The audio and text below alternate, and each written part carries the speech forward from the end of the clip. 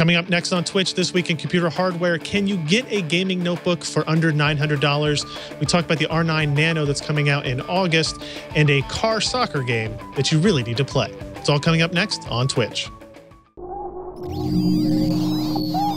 Netcasts you love. From people you trust. This is Twitch. Bandwidth for Twitch is provided by CacheFly at CACHEFLY.com.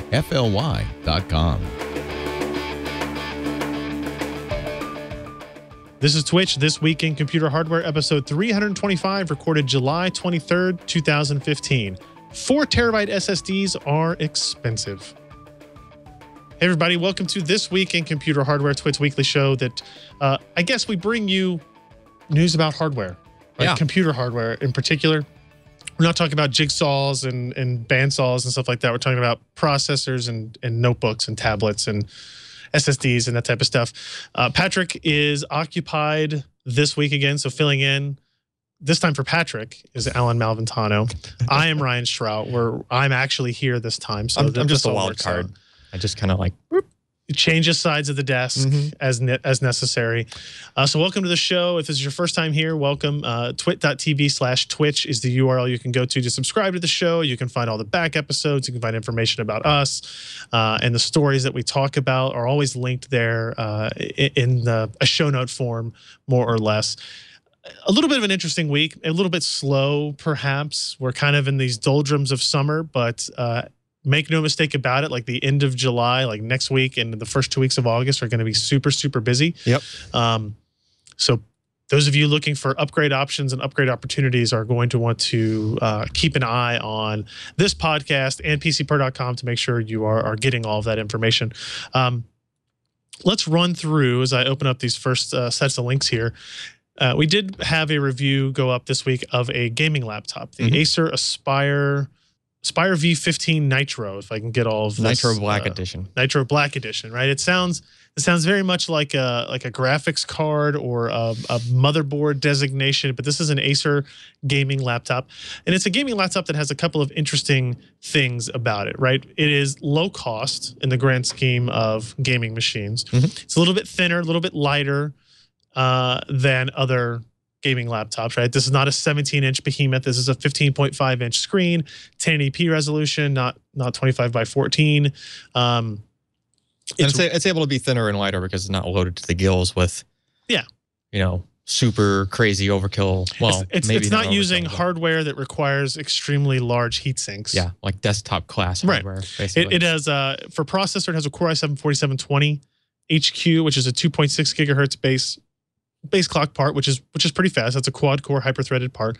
Like I said, it does have a 15.6-inch 1080p screen, 8 gigs of RAM, which is plenty, and a GTX 960M with 4 gigs of memory for the discrete GPU there. So that's not exactly equivalent to a desktop 960. It's a little bit less than that in terms of its clock speeds as well as its shader counts. Yeah, meant to be a lower power consuming part, right? Yeah. For mobile. Yeah. It does have a 1 terabyte kind of standard spindle hard drive. And you can see there, if you look at the dimensions, that it's still relatively thin, ranging anywhere from 0.86 to 0.94 inches thick across, which is way less than some of the other like high-powered gaming notebooks we've seen. And it comes in at about just under 5 1/3 pounds weight there. So a fairly portable machine, a fairly modestly sized machine, but it still has horsepower necessary to do basically any gaming at 1080p, which is obviously the most important resolution since that is the resolution of the screen you're looking at. Right. If you look at like the physical qualities of the screen of the notebook as a whole, it's a fairly nice looking laptop, I guess. It's not. It's really sleek looking for a gaming laptop. You might not even think that it's a gaming laptop just looking at it. Agreed. It's kind of got like this brushed aluminum finish like thing at the top, like a stripe. I guess maybe not brushed. Maybe it's just kind of shiny up there. And it's got the designation of the laptop across it. It doesn't have any of the big fancy flashy LED lights or like fan grills on the back or on the sides that maybe you see on like an MSI GT72 or an Asus G751, right? For example. It looks nice. The keyboard is kind of your standard chiclet keyboard. Ken said it was fine. The trackpad was also pretty good, very clicky. seemed pretty stiff. One of those things you just, have to use over time and see if anything changes. But nothing notable, negative or positive, I guess, in those particular areas. The CPU performance and gaming benchmarks kind of show out where this machine has its advantages and where it's a little bit lacking. It's not really lacking in any place when you compare it to normal machines. For example, the 4720HQ is almost as fast as the 4870HQ, which is that's pretty much the highest end mobile processor that I have seen from the Haswell generation. That was in the MSI GS30, which had Iris Pro integrated graphics on it. So this does not have that, but CPU performance, like this Handbrake benchmark result we're looking at, right? 180 frames per second encoding versus 186 frames per second encoding time. Yeah, it's still way pretty comparable. There. Yeah. And if you look at like the machine I use, the Dell XPS 13, which is based on the Core i5-5200U, which is a Broadwell, the next generation architecture, but it's a dual core hyper-threaded part running at significantly lower power consumption. It's about, 80 frames per second less than those other two machines. So you can see the difference in the CPU performance you get versus the GPU performance, or I'm sorry, the CPU performance of a gaming machine, kind of a high-powered machine versus something that's meant to be an ultrabook, something that's meant to be a highly portable device. Cinebench, we've got Cinebench results in there if you want to check those out. You can see those single-end multi-threaded. And then for gaming, like one of the, we played several games on this, like just to see what can it do, how does it perform, and basically at 1080p, there was no game that we couldn't play on it. Grand Theft Auto 5, for example, is one of the most demanding games for desktop PCs, and you can play it on this machine. You may not be able to turn up everything, all the way, but you can get pretty close actually, and it still looks really good, and you can run it at 50, 60 frames per second, depending on what you set it at. Right? Cool. It does have 4 gigs of memory, so that helps. With that type of stuff too. There is, we did have one of the 3D Mark benchmarks included in here just to give you an idea. The MSI GS30 with the 4870HQ, which is Intel's, well, it was their highest end mobile graphics you could get. That was their Iris Pro, had a score of 8799, whereas this Acer Aspire V Nitro with the discrete graphics was over 14,000. So a significant performance delta between those two parts. And this is, I would call, one of the mainstream level performance discrete GPUs from NVIDIA, right? So it's not, this 970M or 980M would be significantly higher than that. Right. This is more of a, let's get it into a small form factor as we can, like the Aspire V15 Nitro. Battery life, not fantastic. 3-something hours in our Wi-Fi reading test. It's a fairly strenuous Wi-Fi test, but like this Dell XPS 13 got almost 8 hours. Right. So you have that trade-off that you have to deal with. Yeah, it's still, I mean, that's decent for considering that it's still a sleek design and not like a really bulky design, and they can cram some of that good, relatively good gaming hardware in there. So, yeah. And if you compare it to, say, the Lenovo Yoga 3 Pro, which is not a gaming machine in any stretch, it uses a Core M notebook or a Core M processor, very thin and light. It was like 5 and a quarter hours. Yeah. Right. So it's definitely low, but it's not outside all. Yeah, I mean, you can watch a movie on a flight. Yes. So don't try to play games on it. No, I wouldn't play games on it on a flight. Yeah, probably just rip through the battery then. Pricing wise is interesting. It was on Amazon for $899, which is it's an interesting price point, right? Because like you can get a new Ultrabook for about $900, $900 to $1,000. Yep. But you do not get any kind of gaming capability. Like I mean, you have very modest mainstream gaming capability on something like the XPS 13, but you make that trade-off. Do you want that newer processor? Intel charges more for the higher, I'm sorry, for the lower power consumption parts. Yes. Right. And especially on Broadwell, keeping in mind that this Acer was based on Haswell last generation. So it's a little bit cheaper for them. They don't have to be as particular about bidding the parts out for power consumption and voltage control. So they're a little bit less expensive there, but you supplement that with the cost of the 960M mobile GPU from NVIDIA, and you kind of balance out. So it really just depends on what the consumer is looking for. I am a person who, I travel a lot for work. I wanted to have extended battery life was a must for me. I went this direction. Yeah. Somebody else who's like, well, I got to go to school and back, but I don't really travel on planes very often, and I would really like to be able to play, play Witcher games. 3 on the go if I want to, right? And you have the capability, to take it over to a friend's house, take it over to your grandparents' house, whatever you happen to be. If you be stuck at a family event or something, take your laptop with you. So if you're interested in that, I would encourage you to check out that review. It's on PCPro.com now. Next week, we'll have Sebastian is posting a review of the MSI GT72 with the G-Sync screen, like kind of the ultimate gaming laptop that will be way more than $899. Yeah, we previously reviewed the non-G-Sync version of that guy. We did. Right? Yeah. We did. So I'm curious to see what his kind of conclusion and thoughts are on that story. But it'll be interesting next week to kind of compare and contrast that gaming notebook versus this gaming notebook and how drastic the shift is between them. Because just like with a desktop PC, you can have a desktop PC that can play games for $800. Mm-hmm. You can have a desktop PC that can play games for $3,000. And what is that experience delta actually like? And the truth is, it's not always as cut and dry as you might want it to be.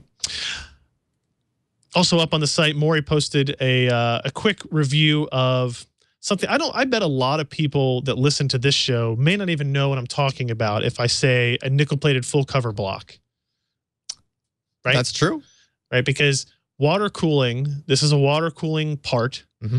It's one of those things that has kind of faded off a little bit. Mm-hmm. Custom water cooling has faded off some. If you count self-contained water coolers like the Corsairs or the Thermaltakes or Swiftex or whatever, that's way up, right? That's way increased over where it was, say, 5 years ago. Yep.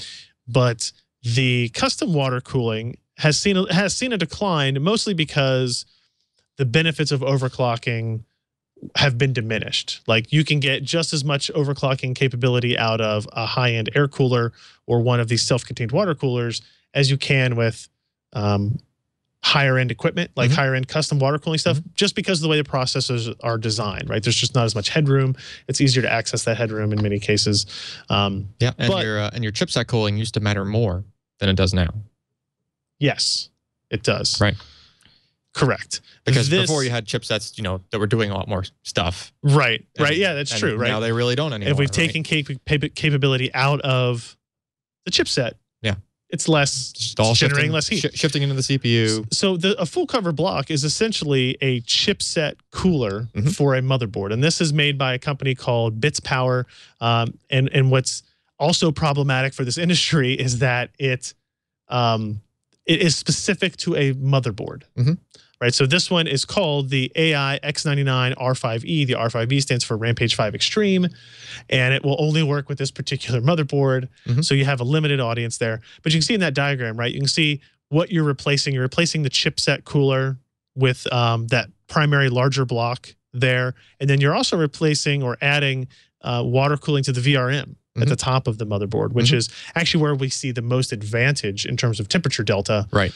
Adding water cooling to it. Yeah, that's a very specific to a motherboard thing. Like you can't just get away with slapping that particular, right. You can't go, well, I'll just kind of bend things around or twist that tab off and put this on my MSI X Power motherboard. No, you don't really get to do that. Companies like this have to make them specifically for that. And so my guess is that it's a fairly limited mm-hmm. Different number of products that these are made for.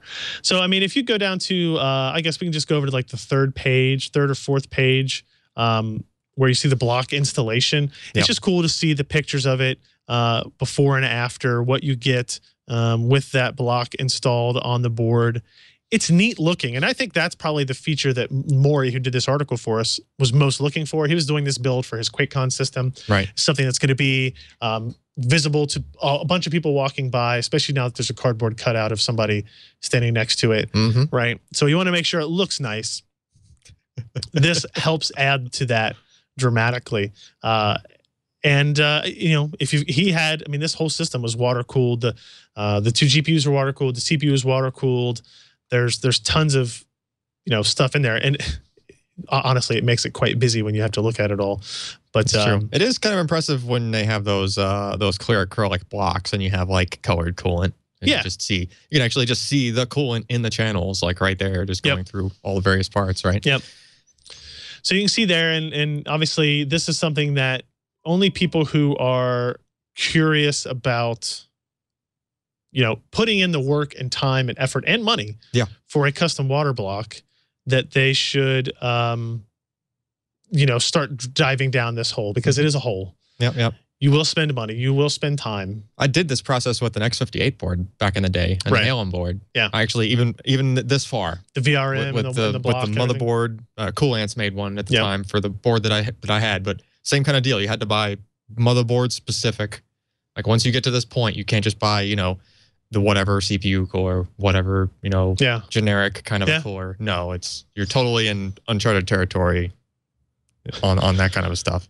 And yeah, it gets expensive quickly, but it does look just awesome when it's all together and it looks like it was something that was meant to be. Right. I think it needs to be a style decision more than a performance decision. If you look at Maury's benchmarks here, the chipset difference or the chipset temperature difference is very minimal. Right. The VRM temperature difference is about 10C, which is good. That's a noticeable difference. But the overclocking advantage you get out of that is going to be pretty minimal. Right. So is there some advantage? Yes. Is it worth spending that kind of money and time on? For the average user, probably not. At this point, it's more for looks. Yeah. And yeah, average user's probably not going for. If you're not prepared to have a window in your case and an LED light on it all of the time to illuminate and show that type of stuff, probably just go with the simplistic air coolers and water coolers that are out there that are efficient and very inexpensive. Even just the all-in-one water coolers. Yeah. Like if you want to go water, but they've made it easier now. They work fine. They look great. Yeah. Okay. They look okay. Some of them, but they get the job done too. So. Yeah, sure. If you remember back a few weeks ago at E3, so it would have been early to mid-June, AMD came out and announced all their new GPU technology based on Fiji. They announced the Fury X. They talked about Fury. They talked about the R9 Nano. They talked about the R9 300 series of parts. Yes. They talked about the dual GPU Fury card that's coming out. So they only kind of, I guess they gave a very vague end of quarter, end of summer type for the Nano release time schedule for the R9 Nano. We've seen the other ones. We have reviews of the Fury X and of the Fury. Those products are out and selling. The R9 Nano, which is the very small form factor, but designed with an air cooler card, which is interesting, right? Because remember the Fury X had a not self-contained. Well, yeah, it is a self-contained water cooler on there, but like a full water block on it. Very intricate design, a good design, I think, by most people's standards.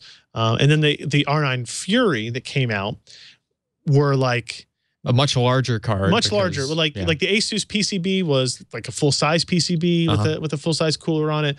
The Sapphire card was like a half-length PCB with a full-size cooler on it. Either way, you had to space out for a full-size design.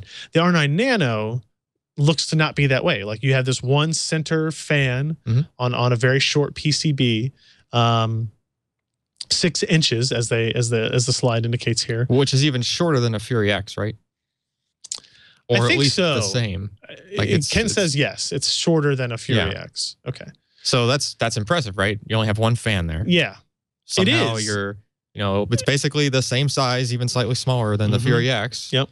But somehow the performance will still supposedly be, impressive. We don't really know about the performance yet because, it's using the full Fiji GPU, they have said. So that would be all of the stream processors that exist in the Fury X. The HBM memory. All that will exist on the R9 Nano. But they have stated that the R9 Nano will have a 175-watt TDP compared to the 275-watt TDP of the Fury X. So if you think about it, you've got the exact same GPU and silicon on both of these parts.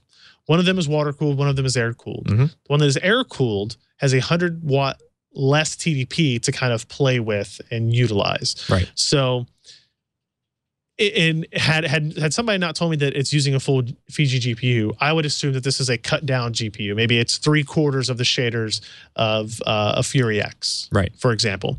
And maybe it runs a little bit lower clock, and boom, that's how you get your 100-watt difference. If it, in fact, does use, as they are saying, the full shader count, then how dramatically lower are those clock speeds going to be to fit inside that 175-watt TDP? Did they specifically say it's the same part and the same number of shaders?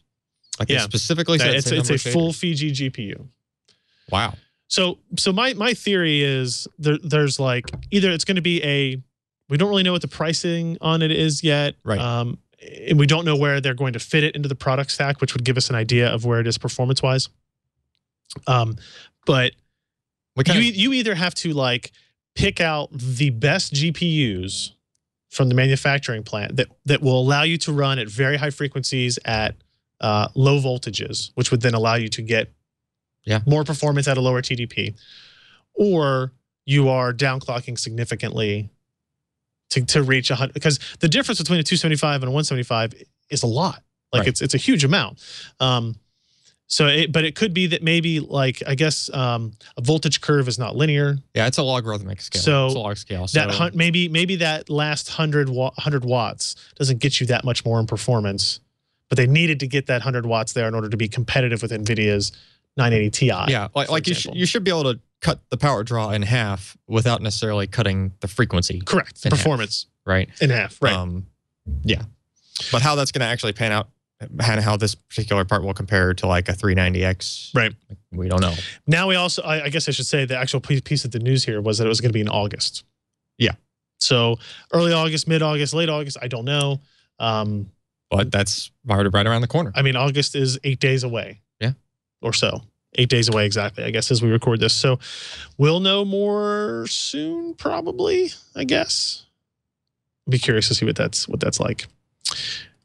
Speaking of process technology and voltages and scaling, a quick bit of news here from Scott talking about TSMC had a conference call where they basically claimed that their ramping of their 16 nanometer FinFET process would be very, quote, very steep, even steeper than the 20 nanometer process. That part's not surprising to me because a 20 nanometer is a technology that never really took off. Right. You've got Apple as a customer for 20 nanometer and not a whole lot else. A couple of guys, like Qualcomm has a couple of parts in there, I think. Right. But none of the GPU guys wanted to use it or were able to use it, one or the other. And so we've been stuck on 28 for a very long time. So the idea of 16 nanometer FinFET ramping up very quickly is great. Also considering that AMD has to now produce this Zen architecture processor in 2016, and they still have the option of using global, they're not tied to global foundries. They have a good relationship with them, but they don't have to use them. If the 16 nanometer TSMC FinFET is better, faster, earlier availability, then they may actually use that. And I'd imagine is with all the time that they have been, investing in research, right? Because they're not doing it yet, and they haven't been doing like even 16 nanometer for a very long time, obviously, right? So if you have that much time to research it, you're probably going to start researching ahead, even past that next node, right? Yeah, I mean, I think they kind of, they're obviously always going down this path. I think maybe the lack of capability in the 20 nanometer kind of pushed them in that direction a little bit faster. Yeah. Also in the TSMC call, they stated, where is this at? They mentioned they'll be able to hit 10 nanometer by the end of 2016. Now, I don't know if that means like a first tape out or if that means actual production of something.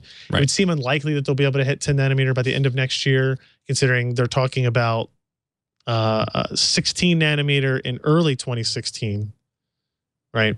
That's a really fast pace. Yeah, and honestly, if you think back to what Intel has done over the last few weeks, which is kind of delay their own 10 nanometer technology by officially confirming Kaby Lake as an architecture was going to make a third step in that process node, tells you that 10 nanometer is not easy. Intel has by far been the best at this type of thing for a long time. And even they stalled. Right.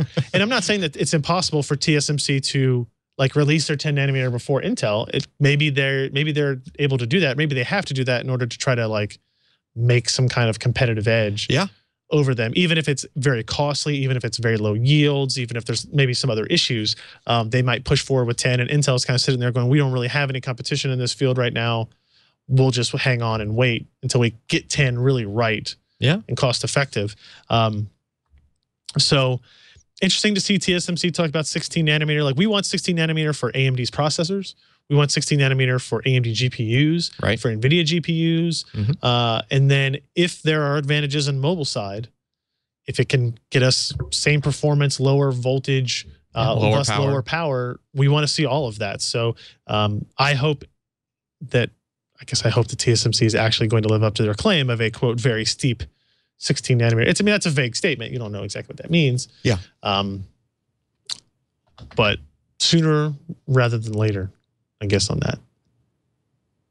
Like to see it. What else we got? Oh, this was interesting. Samsung. Yeah. They announced new SSDs, not really consumer SSDs. No, these are enterprise parts. But I think even consumers would be interested when they hear that there's a 4 terabyte, 2.5-inch drive. Yeah, option. 7mm stick, even like the thin, so the thin 2.5. The thin style 2.5-inch, right? Basically, if you've seen any Samsung SSD recently, even like 840 series and up, like that's this enclosure. It's the 7mm enclosure. They all have the same size these days. Now, a few weeks back, Samsung released 2 terabyte models of the 850 Pro and the 850 Evo. Right. Yep. Right. So that was the thing, right? It was like, hey, we haven't seen 2 terabytes kind of squeezed in this for consumer, right? There were enterprise parts that did that. I haven't seen a 4 terabyte enterprise SSD that was that thin. Like, I just haven't seen one. Usually they have folded over PCBs. Oh, right. And each PCB has, flash packages on both sides, and they're doing everything they can to just squeeze as much flash, as many packages as they can in there to get higher capacities. And when we looked at the 2 terabyte 850 Evo that they just launched, we noticed, wow, they're just stacking more dies within the packages. And they're just like, there's still not that many packages. Like, there's enough room for them to like double this, and they could do a 4 terabyte. That was my thoughts just 2 weeks ago. Right. Sure enough, there it is. Right. This is now the model numbers are kind of funky with Samsung. Yeah, on the enterprise side, SM863 versus PM863. Yes, and I still don't know what the S or the P actually. I would say S is not single. No, it's not single. It doesn't even convert. Multi-level cell. Yeah, it doesn't convert with SLC, MLC, any of that. No, it has nothing to do with any of that. It's just like the S is kind of like their higher grade, and the P is kind of like their lower grade, if you will, right? But the SM863 is going to be the equivalent of like an 850 Pro, which is MLC, right? Same kind of flash. So they're putting the VNAND in enterprise SSDs, which is another, like, this is newer for them, right? The new style VNAND, the 32-layer stuff that they have in the 850 series, that's going to be in these. So that's the first time we've seen that come into enterprise parts. So that's SM863, which goes all the way up to 2 terabytes, which you could kind of expect that line just matches the 850 Pro right now. Right, they all match. Cost per gig is a little bit higher. They're tuned differently. They're not tuned for consumer workload. They're tuned for stuff like hitting them with 4K random access all day long. For the whole lifetime. That's a firmware tuning, right? It's firmware tuning, yeah. But I mean, the controller is probably identical. Like, the actual hardware of the controller, same kind of controller. Same kind of flash memory. Just basically just some secret sauce in there in the firmware tuning. The PM863 is a little bit different from the 850 Evo. Right? It's still TLC, it's VNAND, all that stuff's the same, except the capacities go all the way up to 3.84 terabytes, which is a lot of terabytes for a very small SSD. It's almost 4 terabytes, depending on your math. It's $2,200 part. Yes. Which is a lot of money. It is, but it's still less than 60 cents a gig for an enterprise part, which is designed to just beat the crap out of 24/7. If you had stupid amounts of money, would a consumer buy this and could they use it in their system? If they there's nothing stopping you. I mean, and the fact that it's tuned differently won't really affect anything. You might see. So the way the firmware tuning kind of works back and forth is a consumer part might give you a little bit better random write performance, but it can only do it for a relatively small amount of writes. Then it runs out of steam, right? Because it's only optimized, you can only, it's a give and take, right? You can only get so much out of that until you hit some kind of a brick wall. The enterprise parts will initially random write slower, but they will do so at the same rate, just like all the way across. Yeah, it just for forever, basically, right? They'll still vary a little bit. Like if it's brand new, they always go faster than when they're used a little bit. But yeah, it's just tuned to be just more consistent, right? So nothing would stop a person from buying one or several of these and putting them in a RAID on a motherboard, or if you want to go really crazy, it'll work, right? The other really impressive thing about this release was just their ratings, their endurance ratings. So the warranty periods are shorter on these. The 850 Pro is like a 10-year warranty. 850 Evo is a 5-year warranty. These parts, that comes down to a 5-year and a 3-year warranty. Okay. But then again, you know, these kinds of things wouldn't stay in the rack for more than 3 years typically. Well, like they would have been upgraded to the next thing or cycled out. But for those warranty periods, the TLC version, the 4 terabyte TLC version, can write 5,600 terabytes. So that's over 5 petabytes. 5.6 petabytes of data. Writing. Of writing. Okay. Which is a lot of petabytes. It's a lot of gigabytes. But it's higher on the other model. It's even higher. So even though the MLC model, right, which you can't get in a 4 terabyte capacity, it's in only up to 2 terabytes, right? Which you would think would cut that endurance in half, but no, it's MLC versus TLC, so you get higher endurance. Yep.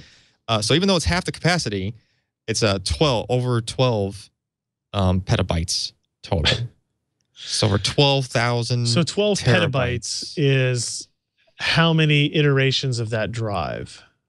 It's like that works out to around 4 full, like fill it 4 full times per day for the entirety of its warranty period. Yeah.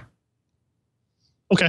Something like that. Fill it 4 times. Fill a 2 terabyte SSD 4 times a day.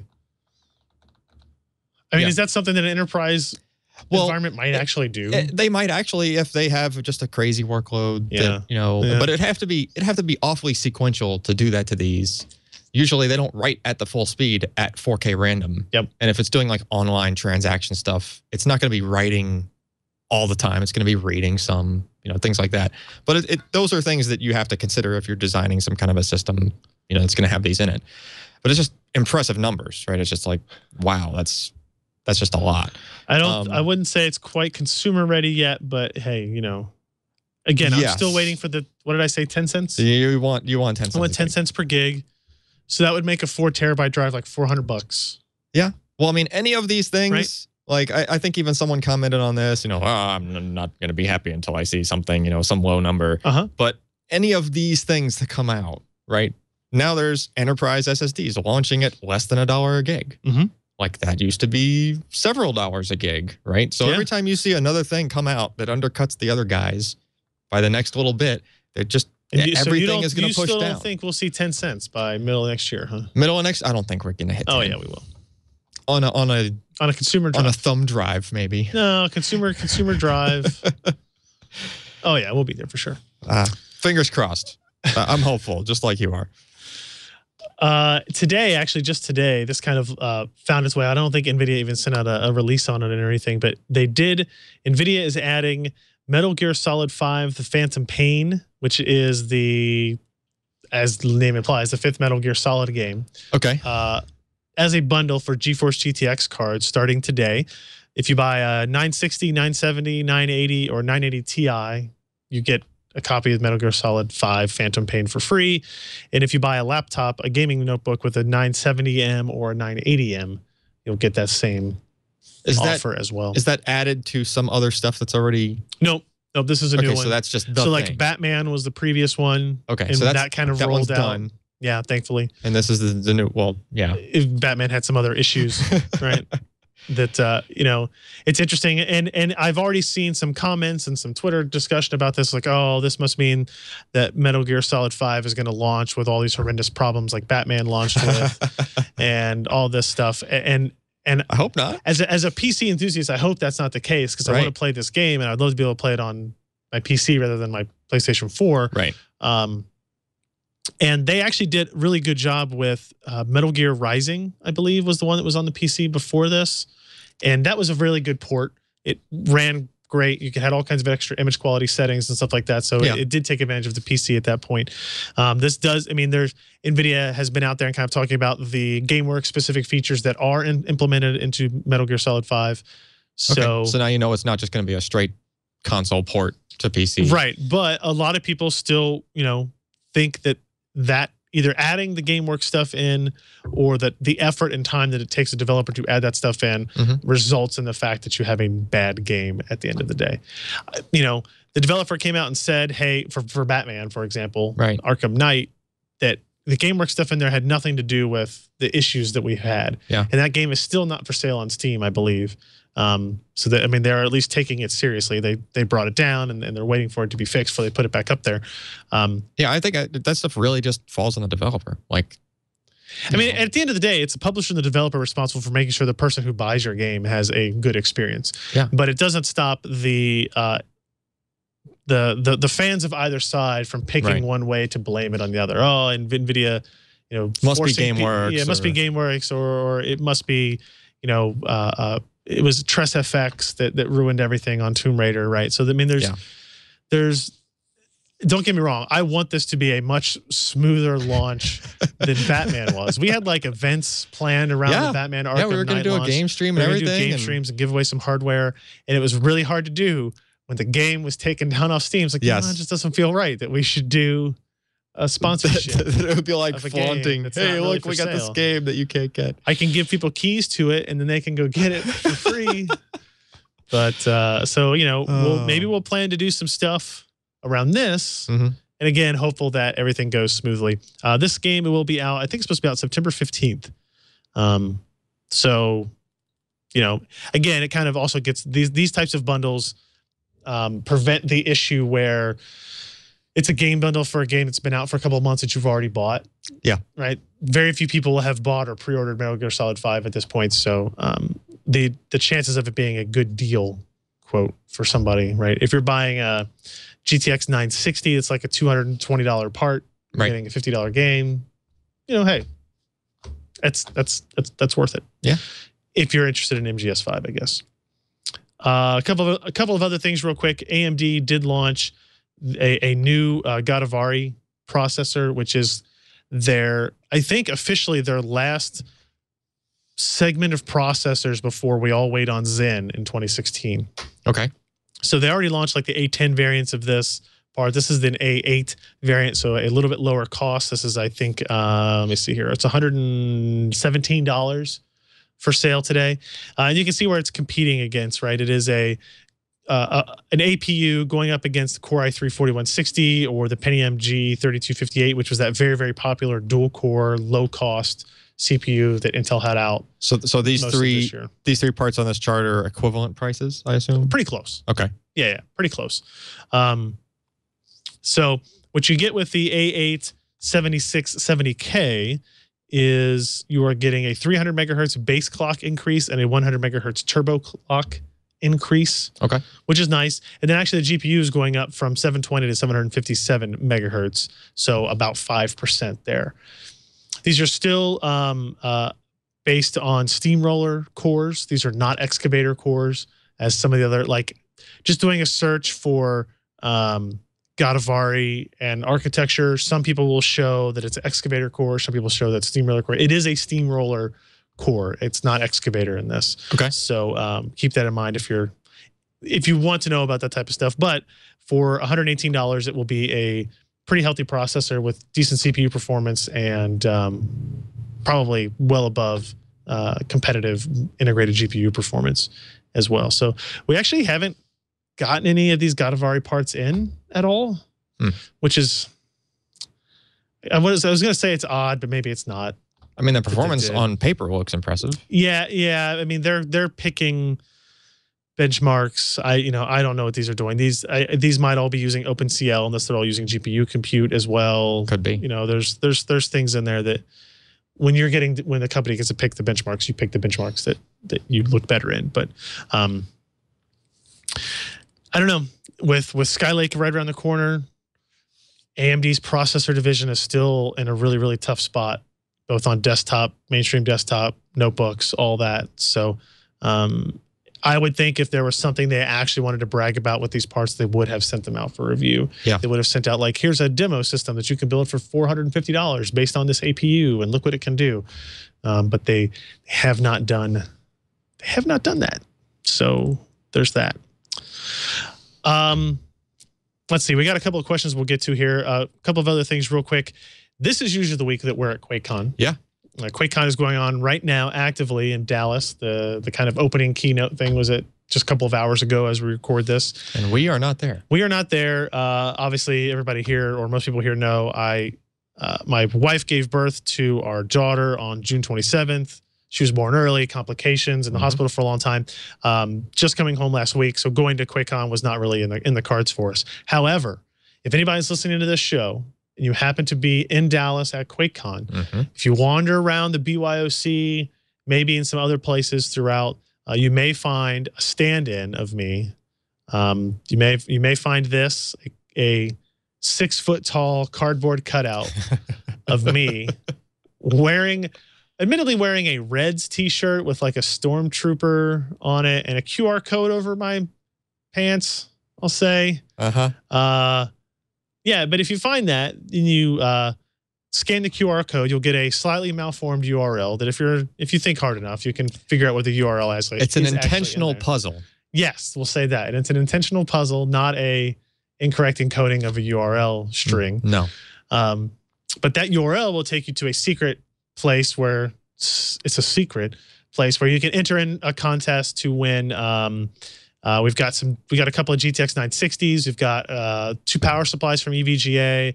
We've got a couple of mice and a Z97 classified motherboard that you can just enter in to win.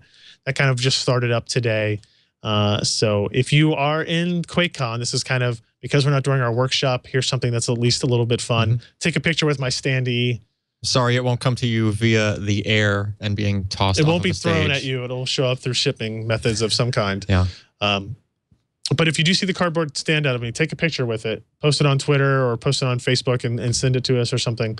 I've already seen a handful of those coming in. So there's that. I still don't know how I got talked into this. I wasn't sure how this is going to work. It was a good idea initially. As it is, there it is.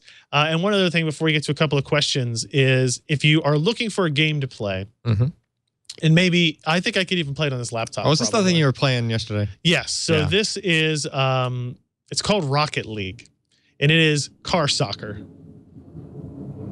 Soccer with cars. Which is exactly as it sounds. You are playing soccer up to 4-on-4 with a car that has like turbo boost, and you can like bounce and jump with the car, and you can drive up the walls and stuff like that.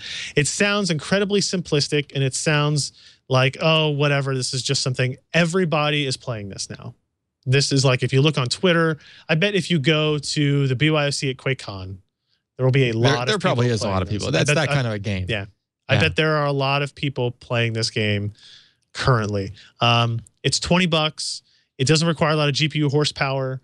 It looks fine. Like, it's not fancy looking, but it looks nice. It's super fun. You can play with a keyboard, right? You don't, in a mouse, you don't have to have a controller or anything for it. And it is a load of fun. It seems almost a little bit random to me, though. So it's actually a follow-up game to, where is it? It is the, this is physics-based sequel to the beloved Arena Classic. Now I will say the name of this beloved Arena Classic, Supersonic Acrobatic Rocket-Powered Battle Cars, which was the first version of this game. The new version here is just called Rocket League, which I think is much more direct and to the point there. Well, I don't mean the name being random. I'm just like watching you play it, right? Like, it's almost like there's just, it's just complete chaos. I have so that's not the case. Like, if you go on YouTube and look up videos of this, there was some place that was so there is skill. There's like an esports thing already set up for it, right? And if you look up some YouTube videos of people playing this, like, there is, like, where somebody like bounces the ball up and then drives up the side of the wall and bounces out from the wall in order to hit the ball in midair and down into the that's goal, right? Like, there's some skill into it. All right. Now, I played it only a handful of times so far, so yes, anything I'm doing is going to look like just some crazy fool. But this is it's a lot of fun. And like I said, it's only $20. And you can play with some friends, or you can play against AI to practice and figure out how the controls work and everything. But it really is, and also there's car hats. I should point that out. Like, you can see in the video that we're playing here, the Roadster that is going to be played has a crown on it with like is that a French flag behind him? I can't tell. Might be an Italian flag. It might be like a little Italian. But so you get hats for your car, which sounds exactly as stupid as it should sound. But it's just really fun. It really is. I played it for probably about an hour and a half yesterday before deciding that would be my pick of the week on last night's podcast. So $20, check it out. Like I said, I'm gonna actually, as soon as I get done with this, I'm gonna download it on this machine and make sure I can actually play it on here, and then maybe I'll be able to play that while I feed my child. Perhaps, for example, you do need two hands still. That might be a problem. Baby can't hold her own bottle yet, so we deal with what we got. Not yet. Not yet. Not even to the due date yet, and still not holding the bottle, huh? Right. I know. I can't. Lazy babies. Unbelievable. Okay, let's go into. We got a couple of Twitter questions here.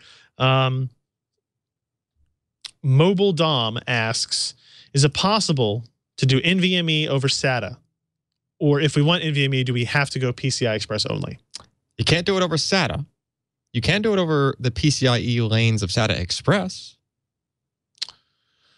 Okay. Because SATA Express has a SATA link and a PCIe link. It does, yes.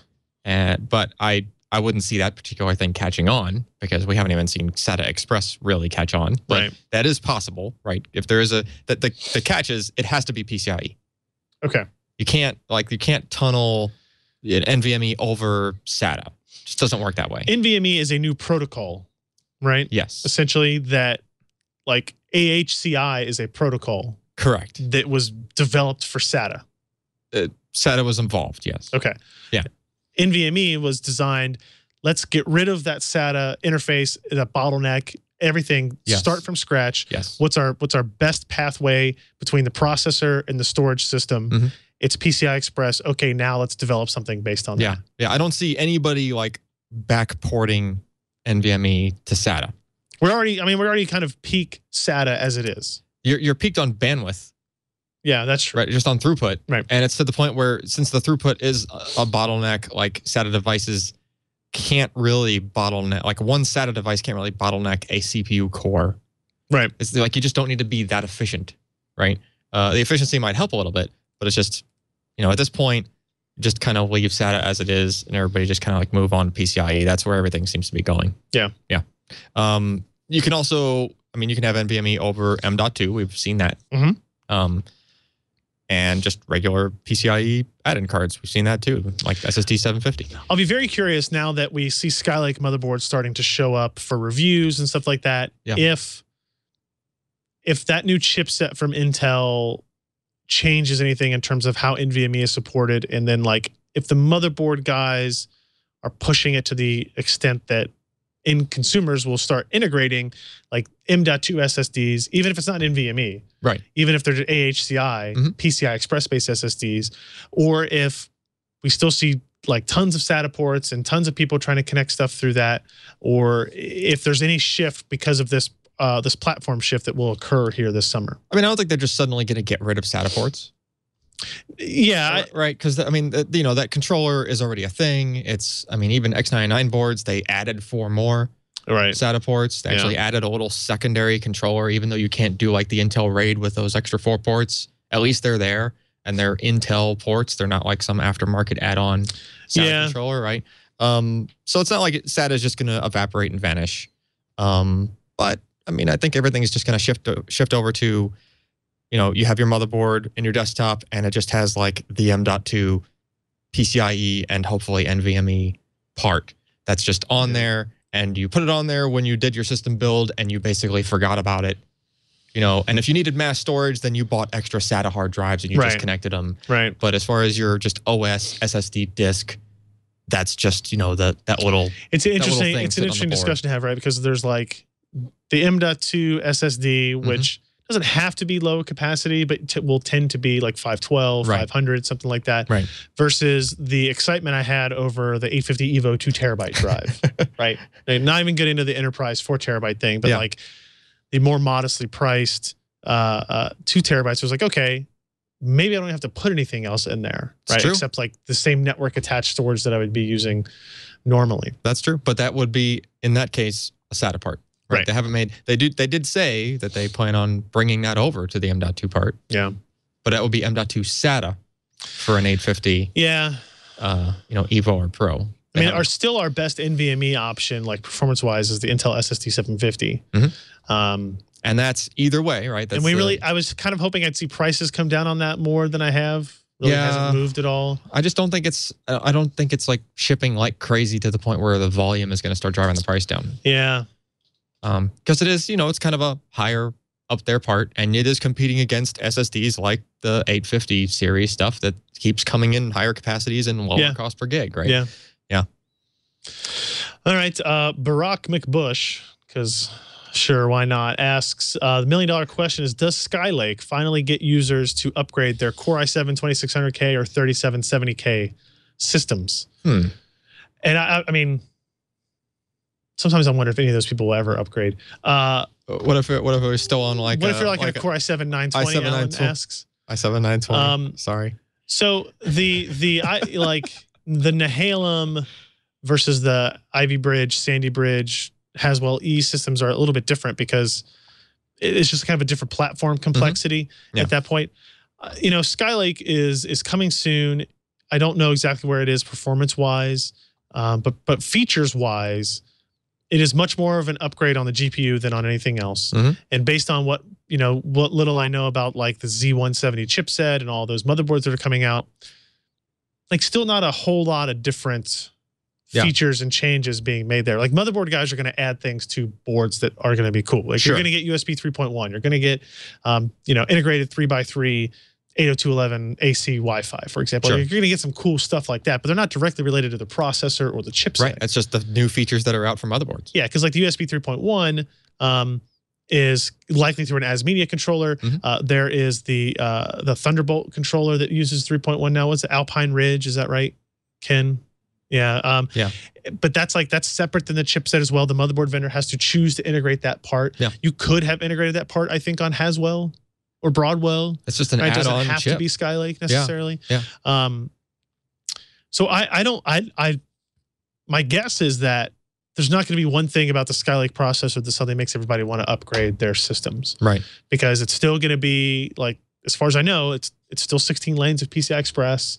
It's still going to be similar clock speeds, similar TDPs, maybe, I don't know, I'm going to guess 10% higher performance or something over Haswell. Yeah, probably. And if you're a person, like a lot of the people listening to this podcast probably have their own GPUs added to their system anyway. They're not going to worry about the GPU part of it. So even if it's faster, well, if you're not using it. Yeah, if you have a discrete graphics card, the integrated graphics just doesn't really matter. Yeah. Unless they... QuickSync 3.0 works when you have discrete GPU and you can do this really cool transcoding stuff with all the software.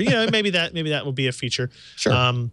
Will they release an Iris Pro version of Skylake for the consumer that has a whole bunch of cache on it? That the L3 or L4 cache, that L3. I think it's 4. Okay, L4, whatever it is, the extra the graphics EDRAM that's on there. It's like, we can use it for OpenCL and all this other stuff like that. I don't think is kind of what's going to launch this summer with Skylake. Right. So I do not imagine it will be this suddenly big boon to those upgraders. And trust me, all the motherboard guys want that to be the case. Right. Because it requires purchasing a new motherboards. You have to move to DDR4 memory. That's the kind of thing that would probably make me upgrade more than the CPU. Right. Just because like my system still has like USB 2. And SATA, all the extra accessories, and 3 gigabit and stuff like that, which is shameful, but it is shameful. That's okay. Yeah, I mean it's just one of those things. It's like, well, if it's time for me to upgrade other stuff, this happens to be the part that's out now, so I will use that part. Right. That's what it really, since Sandy Bridge. That's kind of how it has felt as we've moved forward. The E platform is a little bit different. So, but for the kind of the mainstream stuff, that's where we're at. And then finally, from Chris Allman. Wants to know, a fast one for you. Buying a new mechanical keyboard, how would you rate the Corsair K70, non-RGB, the WASD code, and why I'm not scrolling here, and the DOS keyboard. DOS Pro 4 keyboard. All right. So I can't speak for the last one. I will say I'm kind of using a combination of the other two. So I have a Corsair K70. Mine's RGB, but I've used the non-RGB version. I had just the regular one before that. And I am a super huge fan of getting those blue O-rings from WASD. Those are the guys that make that pack of O-rings that you basically pull the keycaps up, you put the O-ring on the keycap, and so you're bottoming the key instead of plastic on plastic. It's just a rubber O-ring, and it gives it a little bit of a. It almost feels like a membrane bottoming out, like a membrane keyboard, but it makes them much quieter, right? Especially if you do if you're using the quieter, the non-clicky cherry switches, which is what I do. So it basically makes it a very, very silent keyboard. Aren't there some keyboards that have those O-rings kind of already integrated now? There are some. too? I think it's the Logitech ones. Yeah, but they're not using cherry keys. They're using the Omron. Yeah, but they do come with the O-rings. They come with the O-rings installed. on them. Yeah. Is that O-ring? Is a cheap upgrade, I guess? I think it's like $20 or something for a bag of more than you would need for for any given cherry keyboard. So you think that's an improvement? Like you don't lose any much of the feel of the keys. It doesn't affect if you're using MX. I think MX Browns are the ones that have the slight tactile feel as you go through the actual switch part of it. Like you're not hitting the O-ring at that point yet. Okay. It's just that as you're typing, as it bottoms. Yeah, it's just that as you type on any of those keyboards, as the keycap actually like hits the base of the keyboard, which is already well past the point where it's switched. That's what just makes noise, right? And if you're trying to quiet down a cherry keyboard, you can do it without losing any of the actual effect of the cherry switches with those O-rings. Yeah. All right, guys, that is going to round out the show for us this week. Again, if this is your first time joining us, go to twit.tv/twitch. That's TWiCH. You can find all the back episodes. You can subscribe through RSS, subscribe for audio or video, multiple video versions. And of course, it's a fancy new website that you guys can check out there.